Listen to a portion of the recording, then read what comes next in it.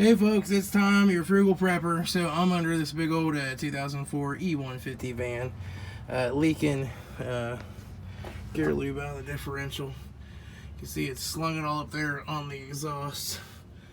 Clear in the back there, it's just all wet with gear lube. There's the differential. It still had a couple of good quarts of fluid in it, so did not run dry. And I'll show you, it was also coming out that pinion seal right there. So I gotta drop the drive shaft. I'm gonna replace that seal. It's a common issue on Fords. This is the vent, and you can see that hose is all split. You can see all the dirt in there. And so what happens is that hose gets split like that, and it will get dirt and stuff down inside this vent. I'm gonna clean that out. I'll just use a small drill bit and some pipe cleaners and a vacuum cleaner, clean it out as good as I can, get it breathing, and then we can just trim this hose back and stick it back on there. But you get dirt in there, that vent plugs off, and it will start as it gets warm. It's usually like when they take it on a nice long trip and it gets real good and warm back here, that expands, the air can't get out, it can't expand, so it just starts spewing fluid out. Now oftentimes if you unplug the vent and put the hose back on, it'll just stop leaking. But in this case, I needed to take the pan off anyway. The old pan's pretty rusty and crusty, so we're going to put a new pan on it. And I needed to check the fluid to see if there was some in there, and it's got 140,000 miles, so it's time for some new fluid anyway. And then while I've got it all torn down, just because it was leaking from that pinion seal, you can see where it was slinging it out of there all over the exhaust.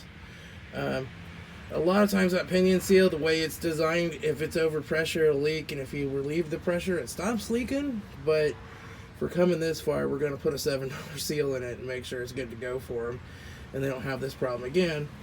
Because while I got the fluid for this, the OE fluid, on Amazon for like 12 bucks a quart, it's normally like 35 bucks a quart, $30 to $35 a quart. So, you know, you don't want to put all that money on fluid and do all this work and then have to go through this again and place pinion seal.